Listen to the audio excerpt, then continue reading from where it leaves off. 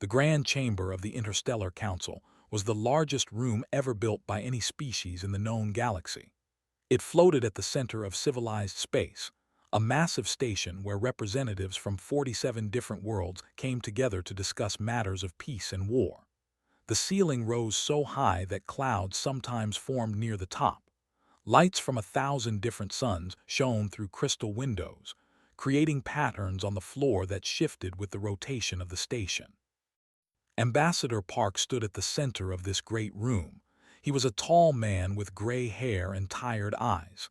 For 20 years, he had served as Earth's voice among the stars. He had learned to be patient. He had learned to smile when others insulted him. He had learned to wait. Today, however, his patience was being tested. The chamber was full. Every seat was taken. Beings of all shapes and sizes watched from their platforms. Some had scales, some had wings, some had bodies made of light. They all had one thing in common: they were afraid. The Dominion was expanding. Their warships had destroyed 3 peaceful worlds in the past month alone. Something had to be done. High Arbiter, the leader of the council, rose from his throne.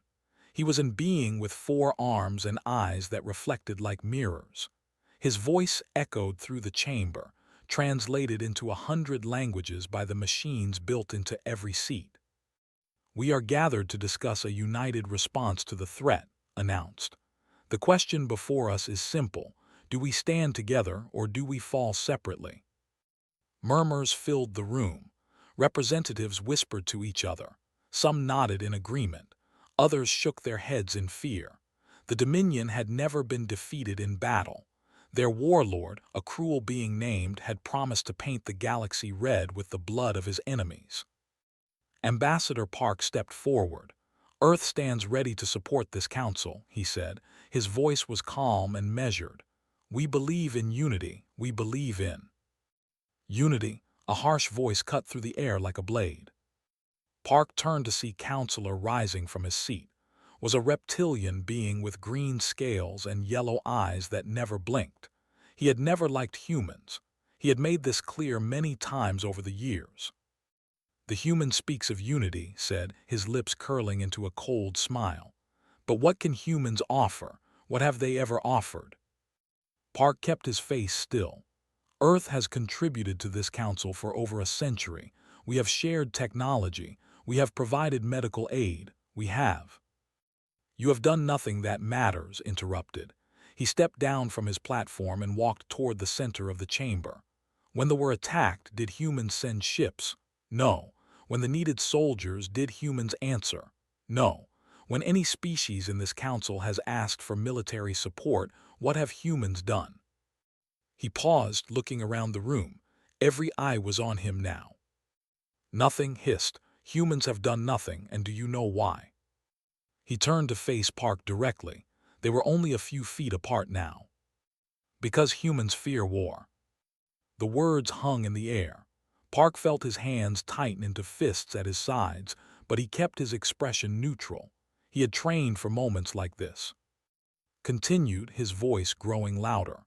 "I have studied human history. I have watched their behavior. For the past 100 years, they have refused every military alliance. They have declined every invitation to battle. They choose diplomacy when they are attacked. They offer peace when they should offer blood." He pulled a small device from his robe and activated it. A holographic display appeared in the center of the chamber, showing recordings of human leaders speaking at various events. "Here," said, pointing to the images, "human president after human president refusing to fight, refusing to join their allies in battle, making excuses, talking about peace." The recordings played. Human voices spoke of negotiation, of understanding, of finding common ground. To the warriors in the room, these words sounded weak. They sounded like fear. "This is what humans are," declared. "They are cowards. They talk about peace because they are too afraid to fight, and now they want to stand with us against the—" He laughed. It was a cruel sound. "I say we exclude them. What use is an ally who will not fight? What use is a species that fears war?" The chamber erupted in noise. Some species shouted in agreement. Others remained silent, looking uncomfortable. But no one defended the humans. No one stood up to say was wrong. Park looked around the room. He saw allies he had worked with for years refusing to meet his eyes. He saw species that Earth had helped many times staying quiet. In that moment, he understood something. The galaxy had judged humanity, and the verdict was clear. They thought humans were weak. They thought humans were cowards. They were wrong. They were so very wrong, but Park knew that nothing he said would change their minds. He was just an ambassador. He could talk about history. He could explain why humans chose peace. But they would not listen to him. They had already decided what they believed. There was only one person who could change this. Only one voice that might make them understand.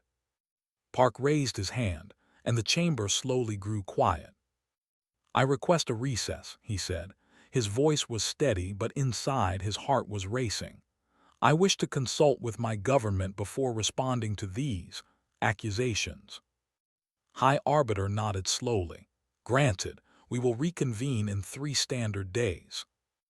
As the representatives began to leave, walked past Park with a satisfied smile.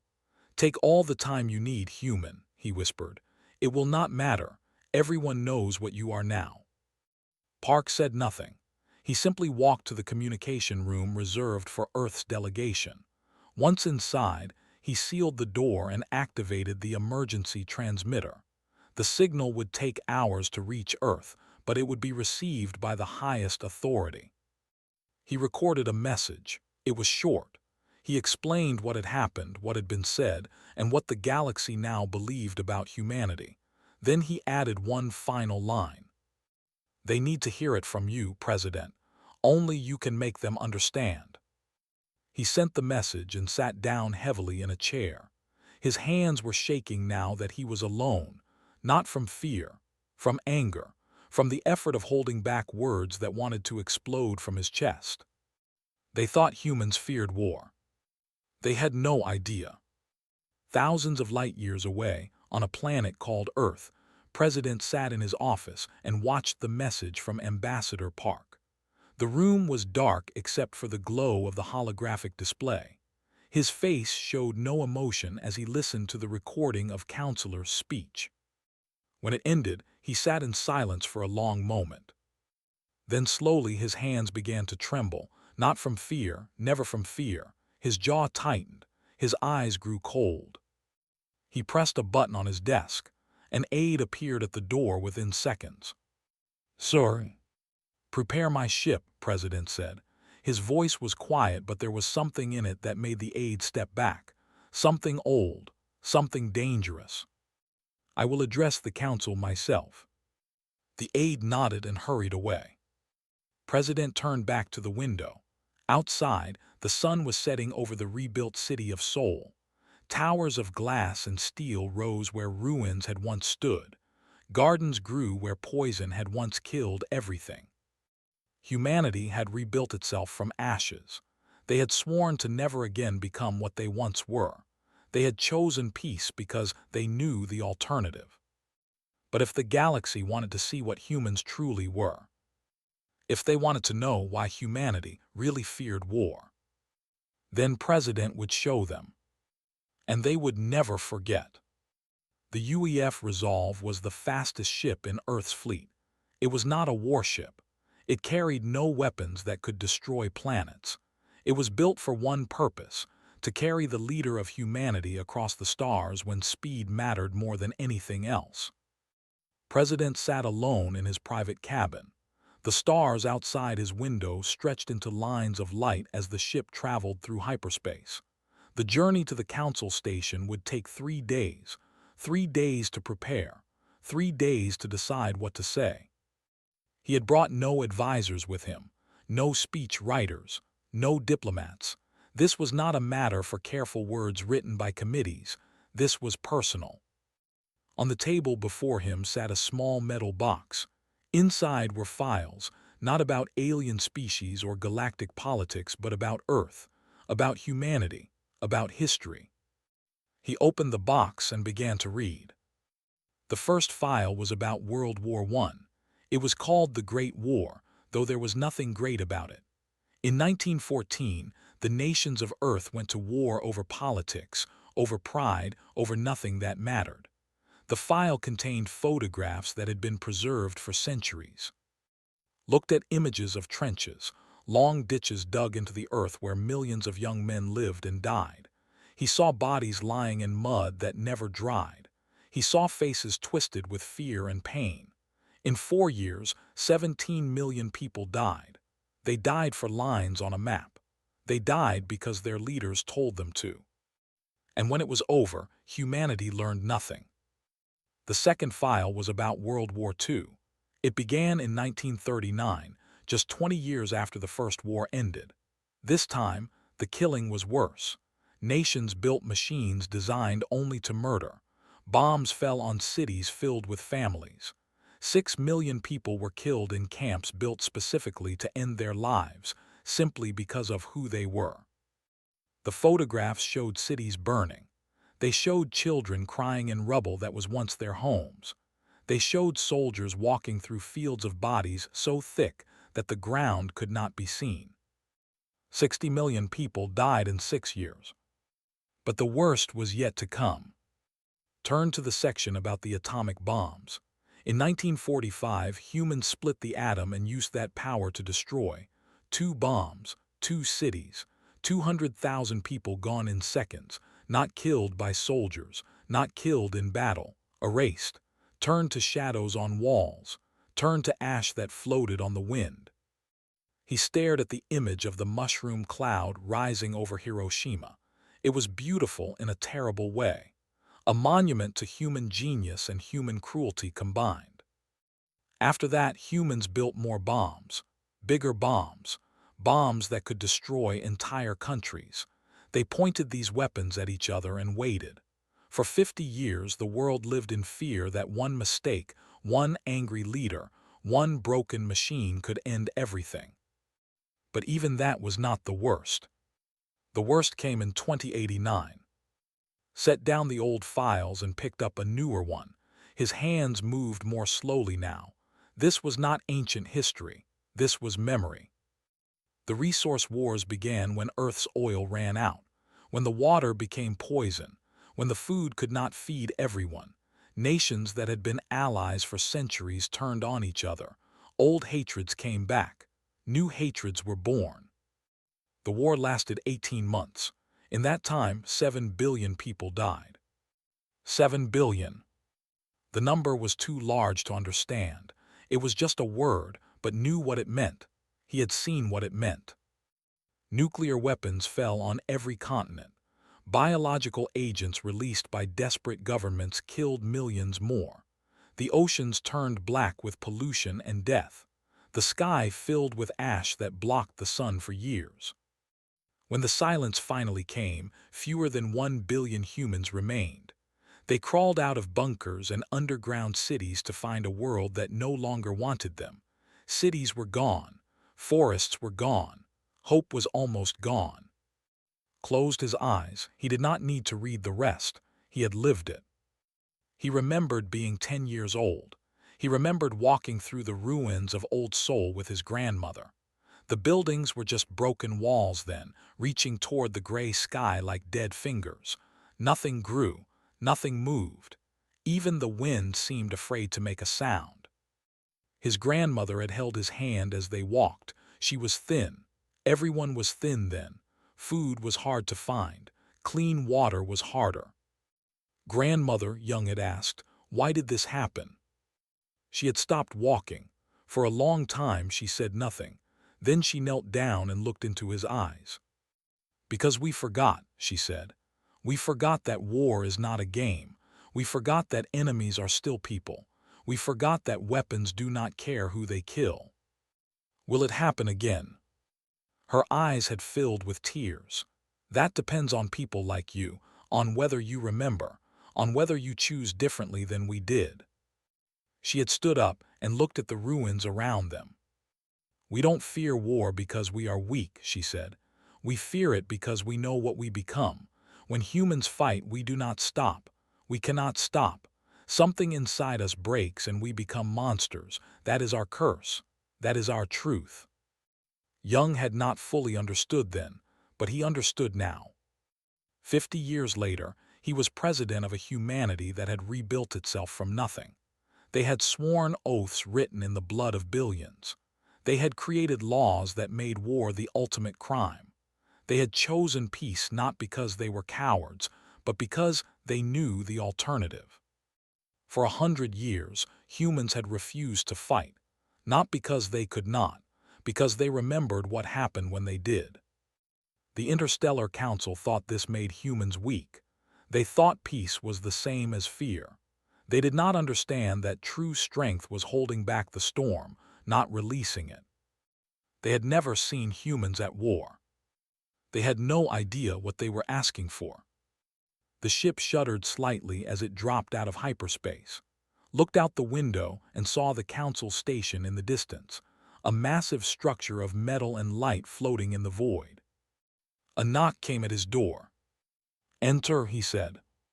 Admiral stepped inside. She was a tall woman with short black hair and eyes that had seen too much. She had served in Earth's defense forces for 25 years. She knew every weapon humanity had ever built, including the ones they had sworn never to use. "We've arrived, sir," she said. "Ambassador Park is waiting to meet you at the dock." Nodded and stood up. He began putting the files back in the box. "Sir," said, hesitating, "I've prepared diplomatic talking points for your address. Would you like to review them?" Closed the box and looked at her. "No," he said. Waited for more, but nothing came. "Sir, the council expects certain formalities. If we could just—" "I am not here to be diplomatic," interrupted. His voice was quiet, but there was weight in it. The weight of 7 billion graves. The weight of a species that had almost destroyed itself. The weight of memory. "They called us cowards," he continued. "They said we fear war. They think they understand us." He walked toward the door, then stopped. "They understand nothing, and in 3 days I will teach them. I will show them exactly why humanity fears war. I will show them what we are, what we have always been." He turned to look at one final time. "And when I am finished, Admiral, they will wish they had never asked." He walked out of the cabin, leaving standing alone. Through the window, the council station grew larger. Inside it, 47 species waited to hear what the human president would say. They expected excuses. They expected apologies. They expected weakness. They were about to learn how wrong they were. The ramp of the ship lowered, and President stepped out into the station. Lights flashed as news drones captured his arrival. Alien beings stared at him with curious eyes. He ignored them all. Somewhere in this station, Counselor was celebrating his victory. He thought he had exposed human weakness. He thought he had proven that humans were cowards. In 3 days, would stand before the entire galaxy. And he would show them the truth. The terrible, bloody, horrifying truth. Not with anger, not with shouting, but with the cold, hard facts of human history. They wanted to know why humans feared war. He would tell them. And they would never sleep peacefully again. The day had finally come. The grand chamber was full beyond capacity. News drones from every corner of the galaxy floated near the ceiling, broadcasting to trillions of beings across thousands of worlds. This was the moment everyone had been waiting for. The human president had come to answer the accusations. He had come to defend his species. Most expected him to fail. Counselor sat in his elevated seat, looking down at the central platform with satisfaction. He had spent the past 3 days giving interviews, speaking to other counselors, building support for his position. The mood had shifted against humanity. Even species that had once been friendly now looked at humans with suspicion. Fear war. What kind of species feared war? Only the weak, only the cowards. High Arbiter called the chamber to order. The noise faded slowly as thousands of beings turned their attention to the central platform.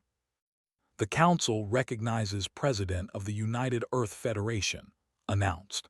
He has requested the floor to respond to statements made in our previous session. A door at the far end of the chamber opened. President walked in alone. No guards walked beside him. No aides carried documents behind him. No advisors whispered in his ear. He wore a simple dark suit, the kind any human might wear. He carried nothing in his hands. He walked slowly to the center of the chamber. His footsteps echoed in the silence. Every eye watched him. Every camera recorded him. When he reached the central platform, he stopped. He did not look at Counselor. He did not look at High Arbiter. He looked out at the entire assembly, turning slowly to meet as many eyes as he could. Then he spoke. "Thank you for allowing me to address this council." His voice was soft, calm, almost gentle. It was not the voice of a warrior. It was not the voice of a leader preparing for battle. Counselor has made serious accusations against my species. He has called us cowards. He has said that we fear war. He has suggested that we should be excluded from military decisions. Paused, he nodded slowly. He is right. Murmurs spread through the chamber. Leaned forward, his yellow eyes wide with surprise. This was not what anyone had expected. Humanity does fear war, continued. We have refused to join military alliances. We have chosen diplomacy when others chose battle. We have offered peace when we could have offered blood. He turned to look directly at. All of this is true, and I will not apologize for it. Surprise turned to confusion. Then you admit your weakness, he called out. You admit that humans are not fit to. I admit nothing of the kind. His voice changed. It was still soft, but there was something underneath it now, something cold. Counselor, how old is your species? The question caught off guard. What does that have to do with? Please answer the question. How old is your species' recorded history? Straightened with pride. The people have 12,000 years of recorded civilization. We have fought in countless wars. We have. 12,000 years, interrupted. That is impressive, very impressive. He turned to address the entire chamber. Many species in this room have ancient histories that have existed for 20,000 years. The claim 30,000. Even the youngest species here have been civilized for at least 5,000 years. He paused.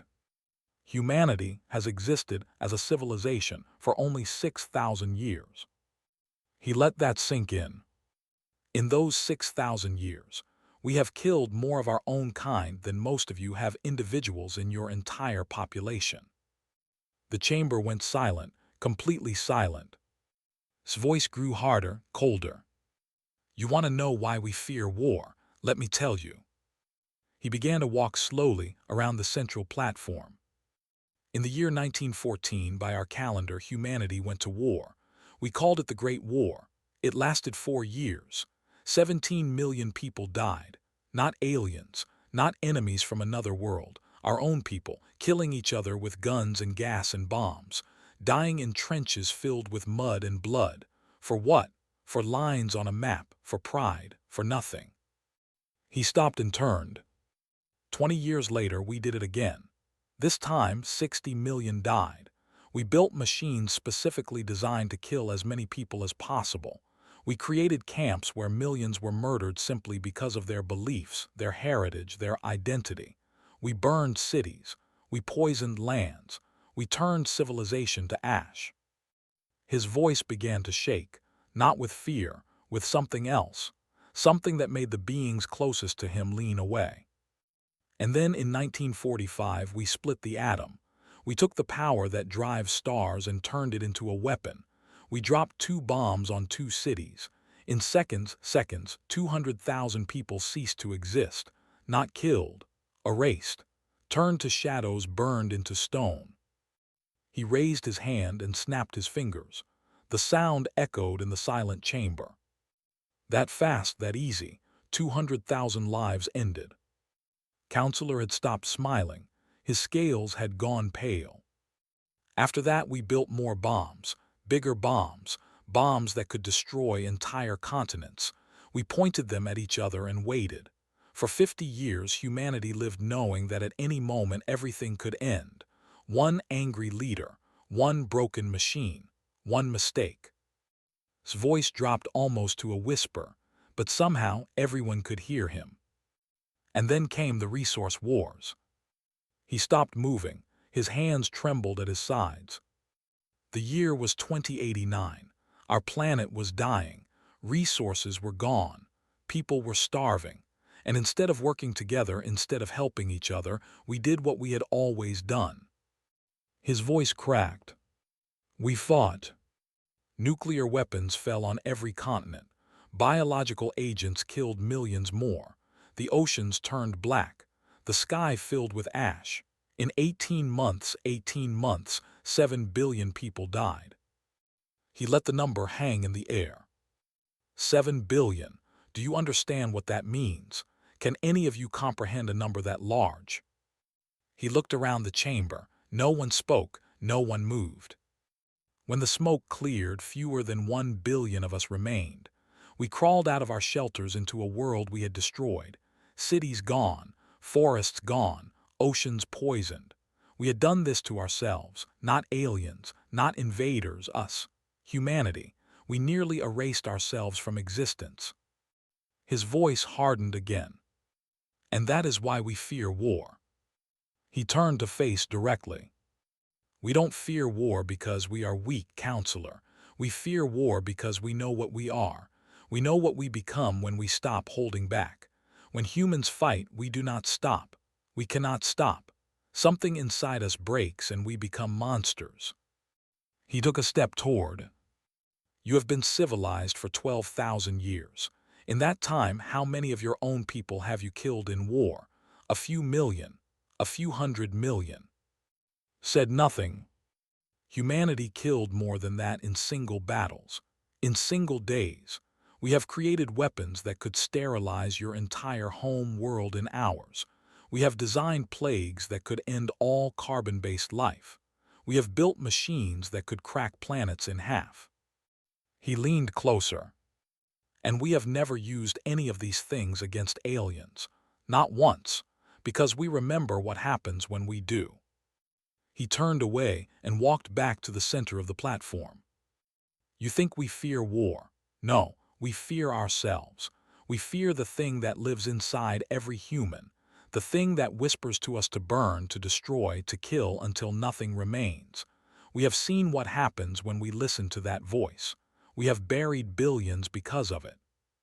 He looked up at the chamber, at the thousands of beings staring at him in silence. So yes, Counselor, we choose peace.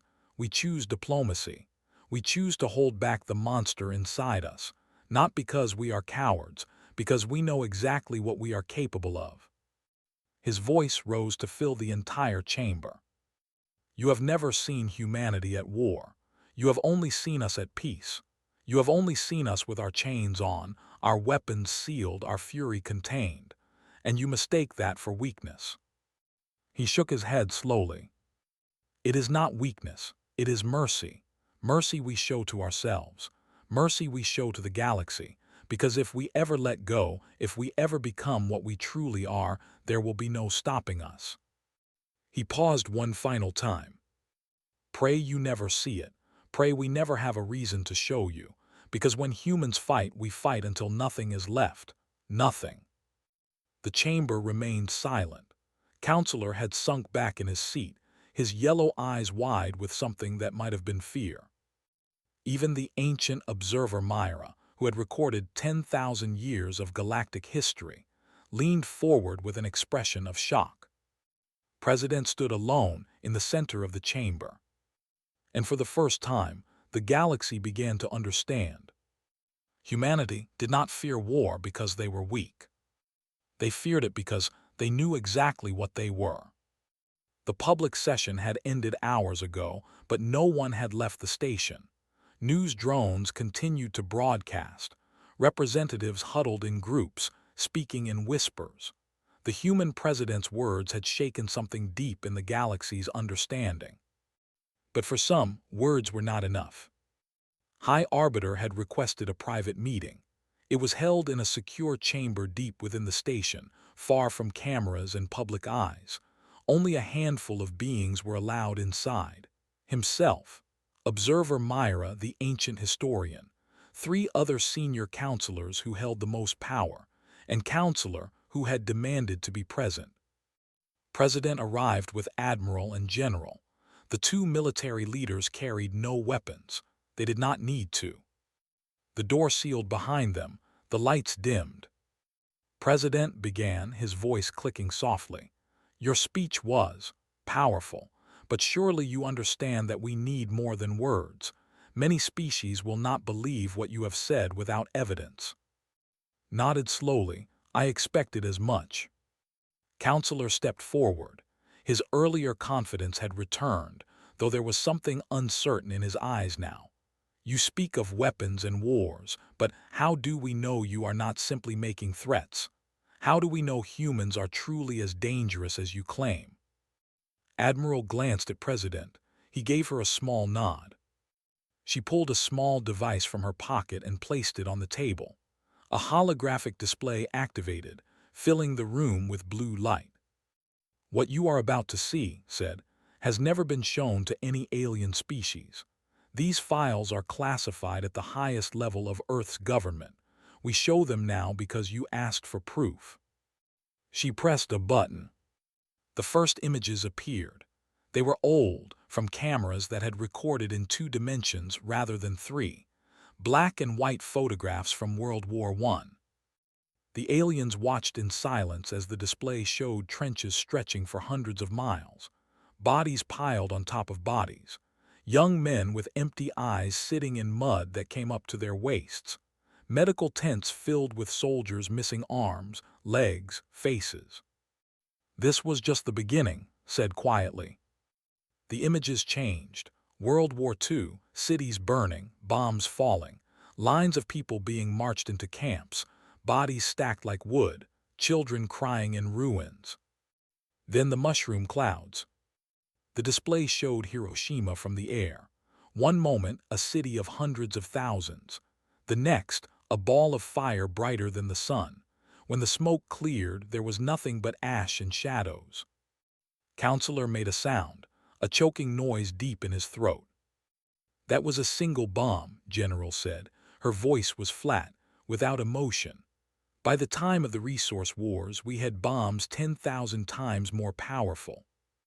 The display showed the resource wars, satellite footage of nuclear strikes hitting every continent, clouds of biological agents spreading across nations, cities crumbling, oceans turning black with poison and death. 7 billion dead in 18 months, said. That number represents more individuals than the total population of the empire. Had stumbled backward, his back pressed against the wall. His scales had gone completely pale.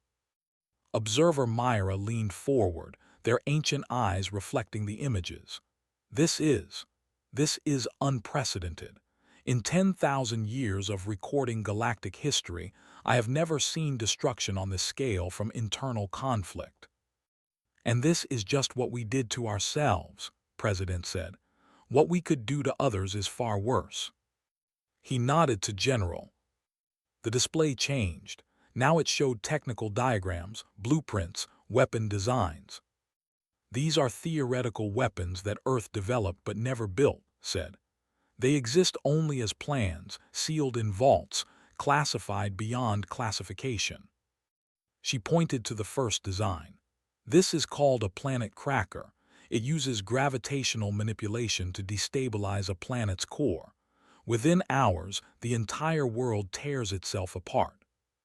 She moved to the next design. This is a stellar. It causes a star to go supernova. Everything within several light years is destroyed. The next design. A biological agent designed to attack the base genetic structure of carbon-based life. Once released, it spreads from world to world through any form of contact.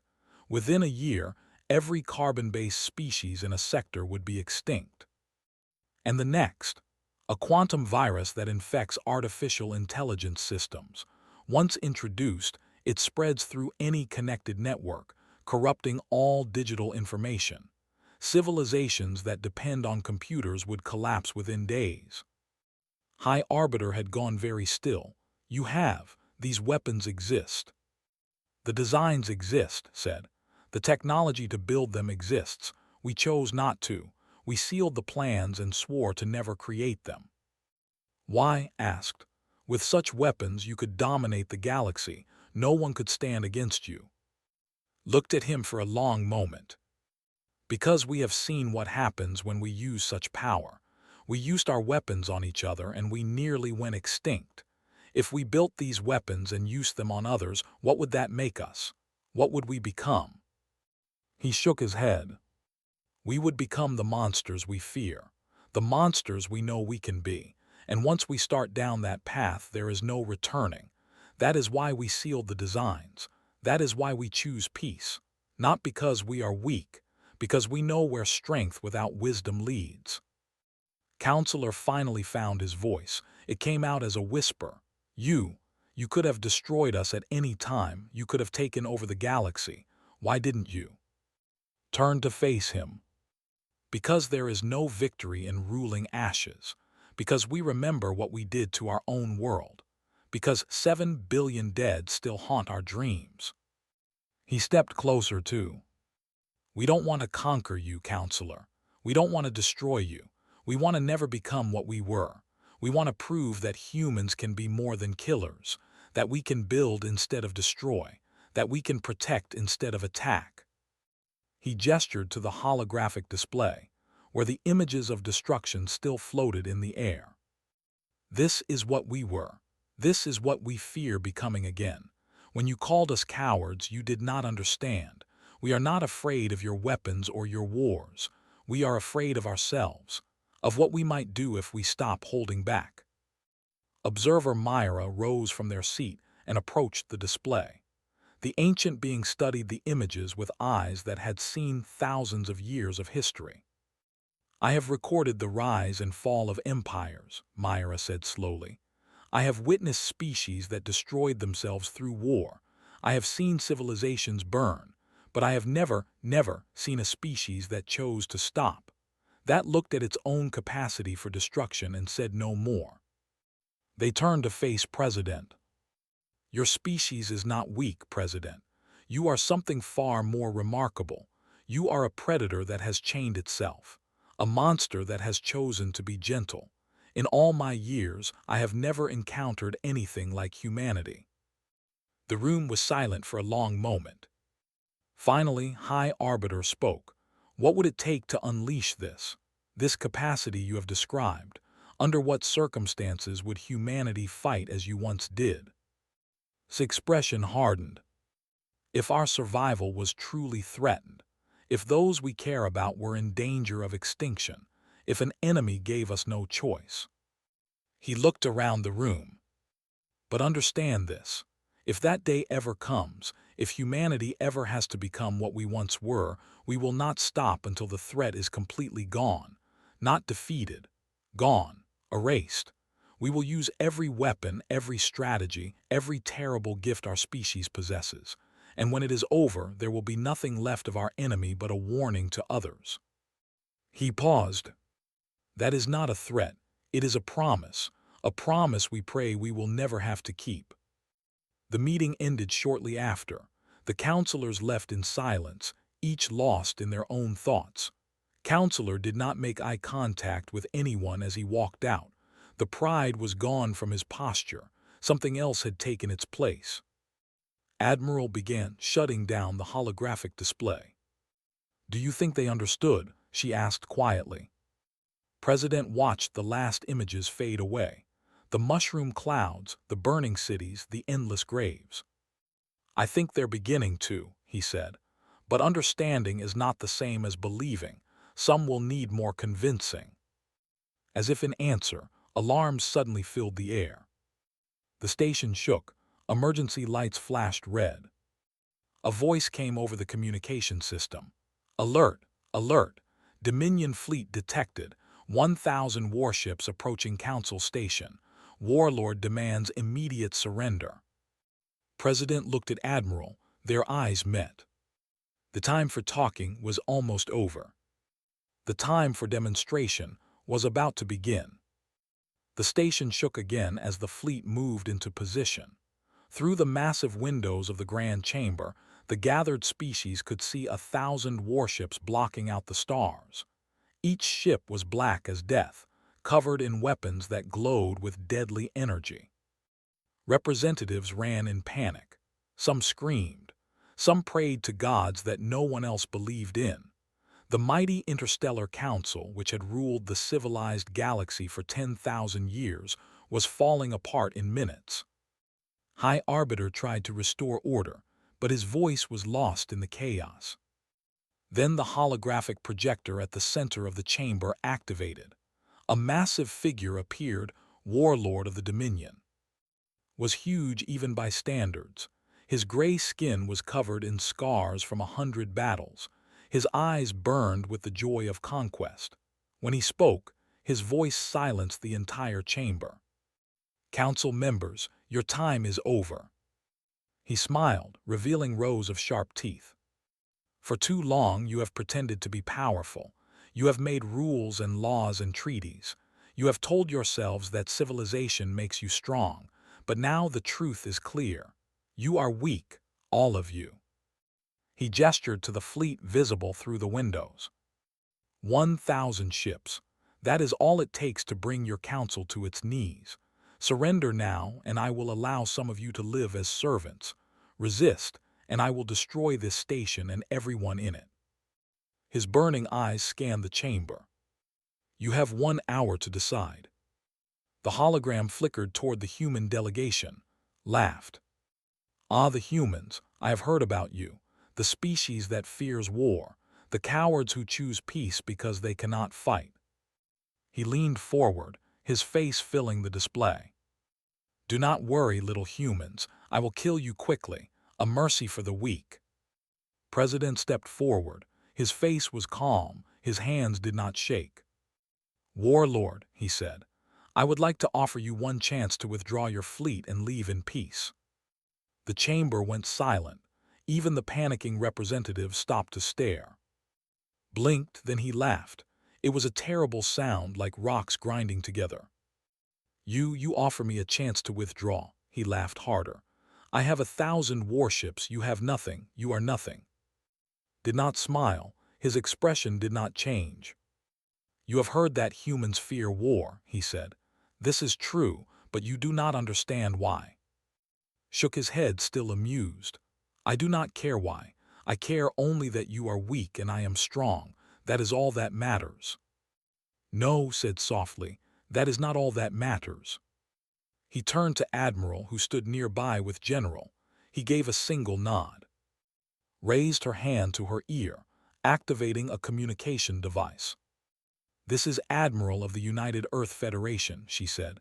Authorization code, remembrance, execute protocol Dawn. For 3 seconds, nothing happened. Then space itself seemed to tear open. From hyperspace, ships emerged, human ships, but not like any the galaxy had seen before. These were not diplomatic vessels or exploration craft. These were warships in the truest sense of the word. Dark hulls covered in weapons that pulsed with barely contained energy. Engines that burned with the light of captured stars. Designs that seemed to reject the very concept of mercy. The first ship alone was larger than 10 of its vessels combined. Its name was painted in white letters across its hull, UEF Psalm. Behind it came more, UEF Hiroshima, UEF Verdun, UEF. Each ship was named after a human tragedy, a reminder of what humanity was capable of. 50 ships, then 100, then 200. Still they came. 500, 600. The human First Fleet filled the space around the station. And unlike the fleet, these ships did not just carry weapons. They were weapons. Laughter died in his throat. What is this? General's voice echoed across all channels. Every ship in the system heard her words. Every representative in the chamber heard her words. Every news drone broadcast her words to the entire galaxy. Dominion, you have threatened the Interstellar Council. You have threatened our allies.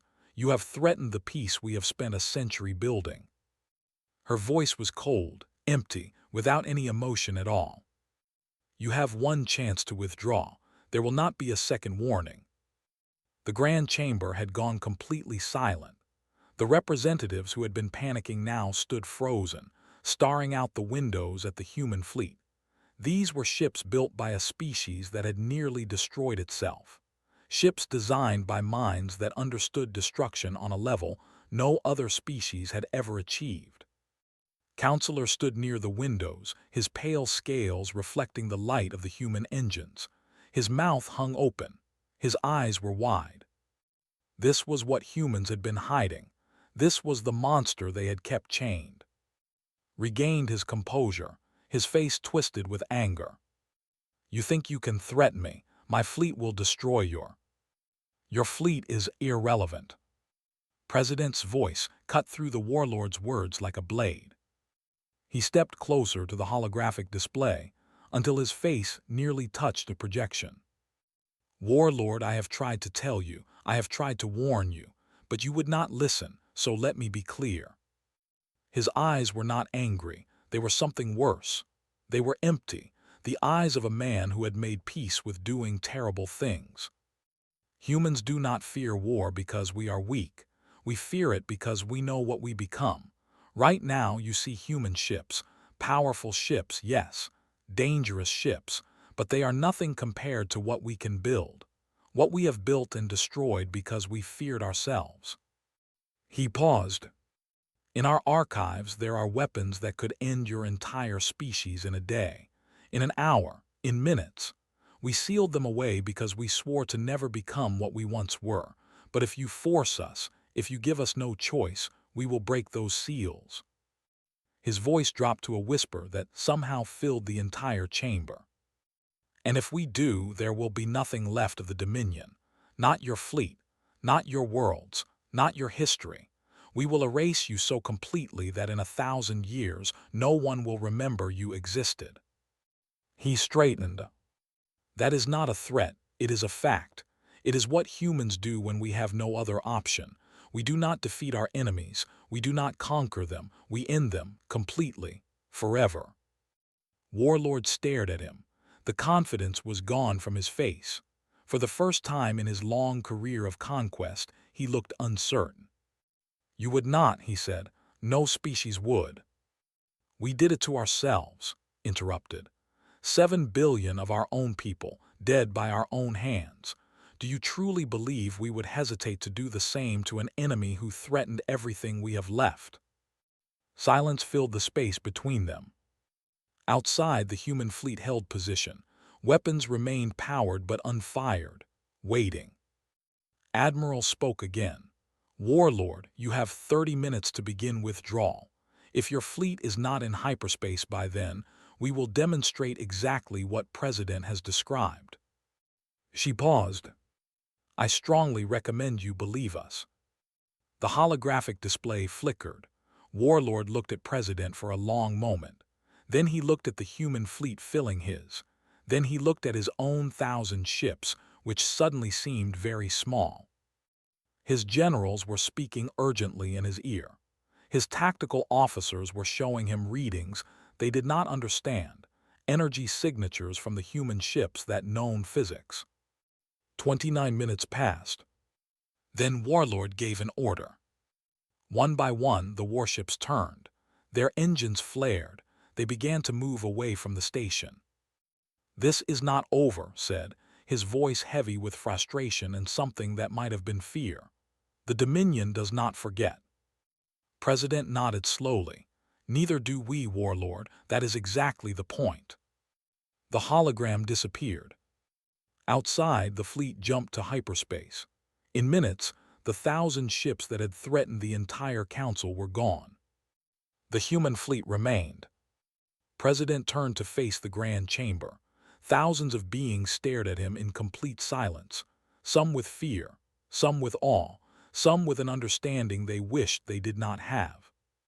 He spoke quietly, but every word carried. We did not want this. We never want this.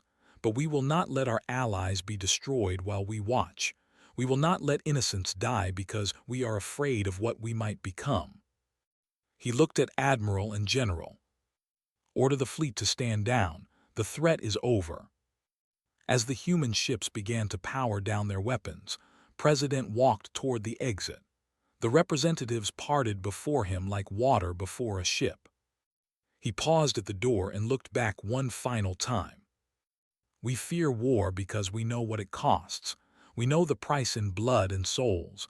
But if war comes to us, if we have no other choice, we will pay that price. And we will make sure our enemies pay it too. He left the chamber. Behind him, the galaxy had finally learned the truth about humanity. They were not cowards. They were something far more terrifying. They were monsters who had learned to be kind. And heaven help anyone who made them forget that lesson.